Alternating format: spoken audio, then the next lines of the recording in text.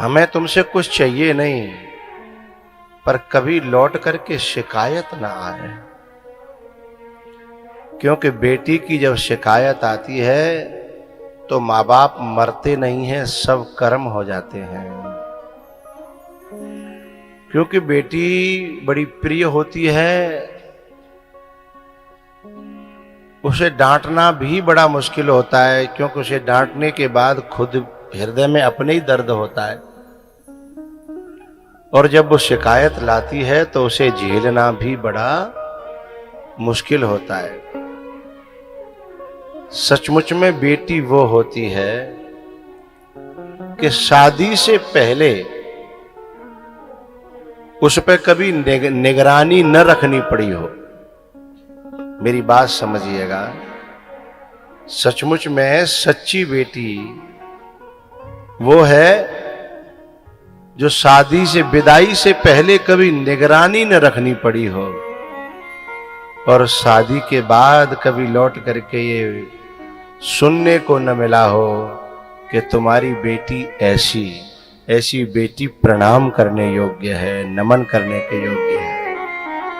लेकिन ऐसी बेटी बनती कब है? जब वो अपने परिवार के, अपने माँ बाप के संस्कारों को, इज्जत को और पगड़ी को हमेशा सिर पे धारण करके रखती है। और यदि उसने इसे उतार के रख दिया और अपनी मौज मस्ती शौक और इनको महत्व देने लगी, तो वो जाकर के ऐसे गड्ढे में गिराएंगे कि फिर न तो वो कहीं की रहेगी और न उसके माँ बाप कहीं के रहेंगे। इसलिए सावधानी हटी और दुर्घटना घटी। सीता जी की माँ कहती हैं, बेटा सासु ससुर गुरु सेवा करे हो, पति रुख लखे आयशु अनुसरे। पति रुख लखे आयशु अनुसरे। सासु, इन माताओं से प्रार्थना बीच में न घुसा करें, जहां जगह मिल जाए मां बैठ जाओ। पूरी कथा में विघ्न पड़ता है मैया। ओ बैरियो, जा क्षेत्र में माता इतनी हटीली हैं, पता ना घरों कैसे चलते हो।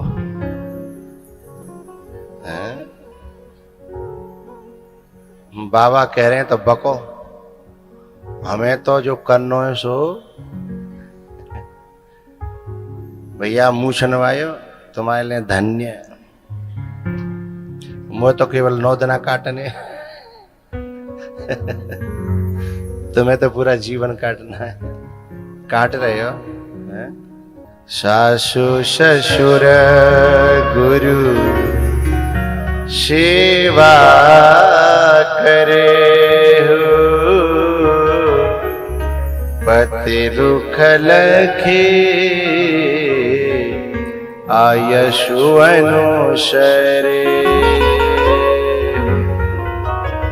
सासु ससुर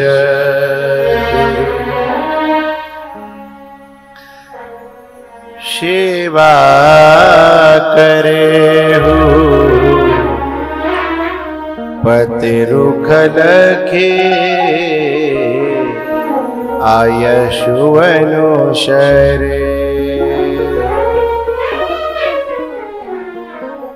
दो तरह की बेटी होती हैं। एक बेटी तो ऐसी होती है कि जब विदा होती है तो पूरे घर के कलेजे में ठंडक पड़ जाती है कि जहां से कंटी कटी 24 घंटा दिमाग नाक में दम करके राखती। माँ बाप जो है मर नहीं रहे होते, सब कर्म है रहे हैं। एक तो ऐसी होती है, पूरा गांव की नाक में दम कर राखी अकेली ने, और जैसे विदा भई सब चैन की नींद सोए। आहा, कलेश जाते गए। कुछ तो ऐसी होती है, और दूसरे प्रकार की जो बेटी होती हैं वो ऐसी होती हैं कि उनके जाने का नाम सुनते ही आंखें भर आती हैं। जो शील स्वभाव वाली होती हैं, अपने माँ बाप, चाचा ताऊ, चाची ताई, इन सब की सेवा करके अपने शरीर को मुलायम कर लेती हैं, मन को मुलायम कर लेती हैं, और उनसे केवल घर ही नहीं पूरा गांव प्यार करने लगता है। पूरा खानदान उनके लिए रोने लगता है कि इतनी अच्छी थी। आहा, कुछ बेटियां तो अपनी मां की सहेली बन जाती हैं, काम में हाथ बटाती हैं, दुख में दुख बांट लेती हैं, अपने बाप के दुख को बहुत अच्छी तरह समझती हैं। ऐसी बेटी जब विदा होती है तो कलेजा फटता है। अपनी सेवा से, अपने स्वभाव से, अपने शील से इन सब का दिल जीत लेती है। और पता है, ऐसी बेटी उस बाप को भी रुला देती है जो अपने बाप के मरने पे नहीं रोया था। अपने बाप के मरने पे नहीं रोया, लेकिन जब कलेजे का टुकड़ा विदा हुआ तो रो पड़ा। सामने नहीं पड़ रहा था, लेकिन लोगों ने बुलाया कि बेटी को विदा करो। लेकिन चलो, बाप रो गया, कोई बात नहीं, बहनें रोई, कोई बात नहीं, मां रोई। लेकिन जो बहुत अच्छी बेटी होती है ना, वो जब विदा होती है तो एक ऐसा इंसान भी रो जाता है जो कोई कल्पना नहीं कर सकता था। कौन? उसका भाई, जो रोज लड़ता था, रोज लड़ती थी, लेकिन भीतर ही भीतर उसने सेवा से इतना प्रेम पैदा कर दिया था भाई के मन में भी। जब वो विदा करने के लिए डोली के पास आया तो वो स्वयं भी रो पड़ा। किसी ने कहा, तू क्यों रोया रे? तब वो कहता है, लड़ता तो मैं था, ये मेरी जीजी तो मुझे कबू लड़ी नहीं। हाँ, ऊपर से भले ही ये मुंह धक्का देती, लेकिन शाम को जल्दी से जल्दी यदि मैं रोटी न खाऊं तो खुद भी रोटी नहीं खाती थी। भले ही हम में लड़ाई रही, पर मेरे कपड़े धोए, मेरो कमरा सेट करो, मेरो होमवर्क करो, मेरा हमेशा ख्याल रखा। लेकिन मुझे अब वो ऊधम, मुझे वो लड़ाई याद आती है कि मैं पहले से कभी नहीं बोला। ये मेरी वो माँ है, बड़ी बहन को कहता है, ये मेरी वो माँ है जिसने कभी कभी मेरी पिटाई को बचाने के लिए मेरे पापा से झूठ बोलता था कि गलती जाकी नहीं, गलती मेरी है। अब मैं ऐसी बहन को कैसे भूलूंगा। यहां तक कि कभी कभी तो वो ये कहता है कि अब मोते को लड़ेगो, अब मोते कौन झगड़ेगो।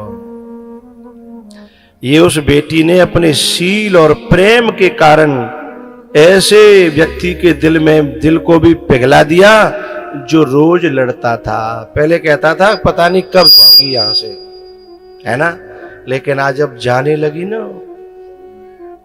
जब उसके कपड़े पकड़ लिए बहन ने, उसने जब कंधे पे डाली और कपड़े पकड़ लिए, कमीज पकड़ ली, और जब पांव फड़फड़ाने लगी तो वो रो पड़ा। और वो कहता है, जीजी मुझे क्षमा करना, मैं बहुत लड़ा, बहुत झगड़ा, मैंने जाने क्या क्या तेरे से कहा होगा, मुझे क्षमा करना। तो ऐसी जो बेटियां होती हैं ना, उनके लिए केवल घर ही नहीं रोता, पूरा मोहल्ला रोता है, पूरा गांव रोता है। सीता जी की सहेलियां रोईं, सीता जी के पंछी रोए, जनक जी बचे बचे फिर रहे थे। सीता जी ने सबसे पहले अपनी मां को समझाया, मां पता है इस देश में, भारत में बेटा भले ही 4 हों, लेकिन बाप के दुख दर्द को बेटी ही समझती है।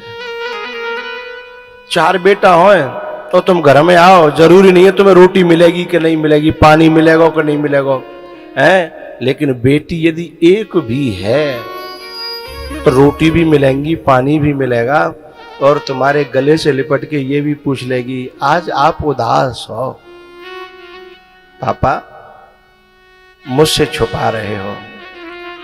और ये लड़के तो दूसरे रास्ते से बाहर निकल जाएंगे। यदि एक बेटे चाहे 10 हो घर में, तुम्हारा जरूरी नहीं है घर सेट होगा ना। बेटी एक भी होगी ना तो पूरा घर सेट मिलेगा। कपड़ों की जगह कपड़े, बर्तन की जगह बर्तन, बिस्तर की जगह बिस्तर। यदि वहां एक ही लड़का घुसगा तो पूरे फफेर के खराब करके डाल देगा। घर को सजाती है, संवारती है, स्वच्छ रखती है, बैठने लायक रखती है बेटी। और केवल घर को ही सेट नहीं रखती, जो अच्छी बेटी होती है पूरे घर के दिमाग को भी सेट रखती है। घर को सेट रखना और पूरे परिवार के दिमाग को भी सेट रखना। कभी कभी मैंने ऐसी बेटी देखी है, घर की लड़ाई को इतने अच्छे तरीके से सुलझाएंगी। अरे पापा आप भी हो ना, अरे मम्मी आप भी हो ना, अरे भैया आप भी एक ऐसी बात करते हो। पूरे घर की लड़ाई को ऐसे समेट करके मैंने ऐसी ऐसी बच्चियां देखी हैं कि जब शादी हो जाती है तो घर की लड़ाई के फोन वहां जाते हैं, और वो वहां से फिर पापा को समझाएगी, मम्मी को समझाएगी, भैया को समझाएगी।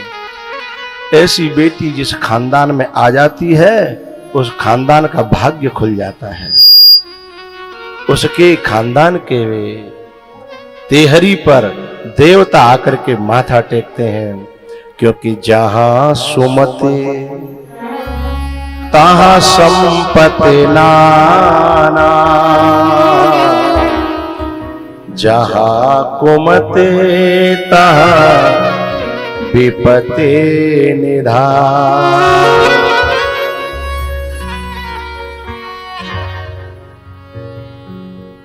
लेकिन ऐसी बेटियां संस्कार कहां से लाती हैं?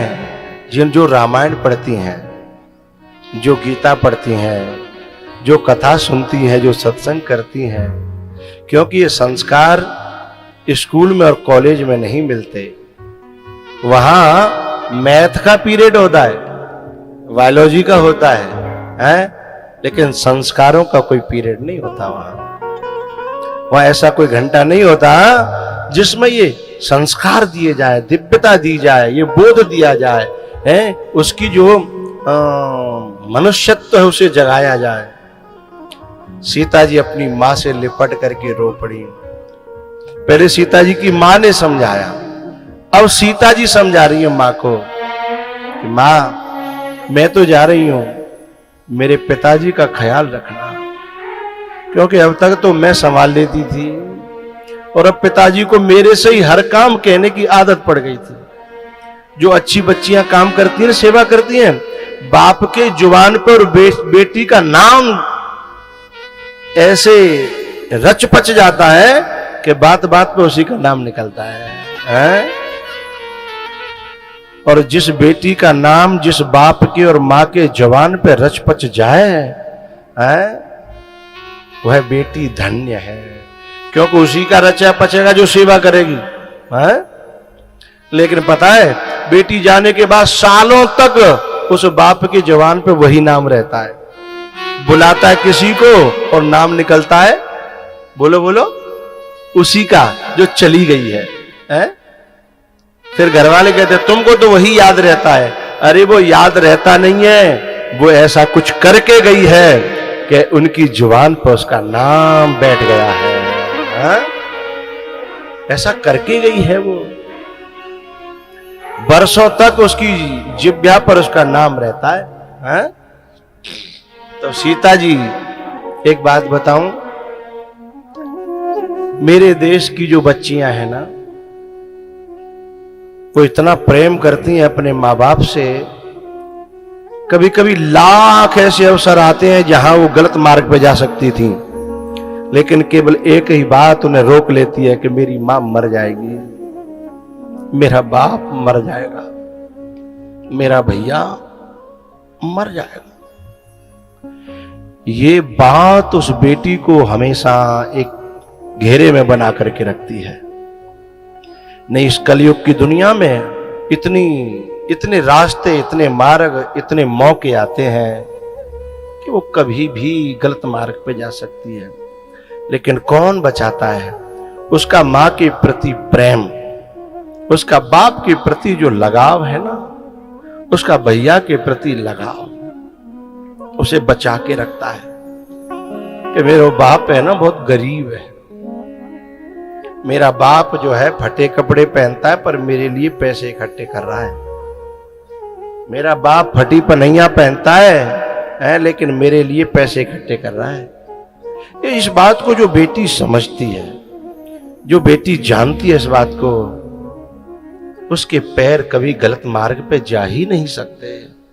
हाँ? इस देश में बेटी अपने माँ बाप से इतना प्यार करती है, इतना प्यार करती है, बताऊं, शादी हो जाने के बाद बेटा तो न्यारे होने की बात करता है, लेकिन बेटी वहां रह करके भी ये ख्याल रखती है कि मेरे पापा ठीक चल रहे हैं कि नहीं, बीमार तो नहीं है, स्वास्थ्य ठीक है ना।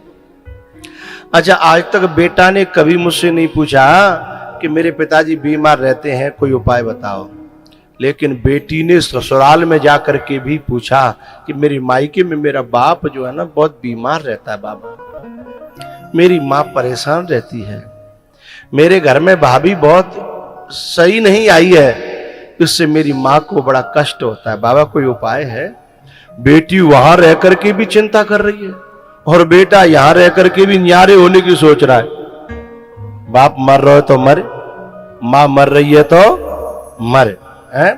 वो ये चाहता है कि बस मैं अलग हो जाऊं ताकि ये जाने जिनको काम जाने, लेकिन बेटी वहां रह करके भी बोले बाबा मैं तो इसलिए सूख रही हूं, मेरी मां बहुत दुखी रहती है।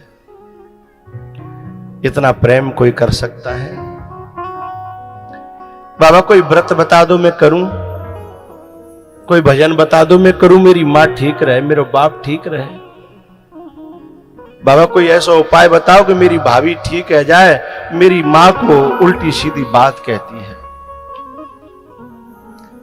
इतना प्रेम करने वाली बेटी जो है, ऐसी बेटी जहां जाती है ना, देवता उसको नमन करते हैं। सीता जी अपनी मां को समझाने लगी, मां मेरे पिताजी का ख्याल रखना, उन्हें मेरी आदत पड़ गई है ना,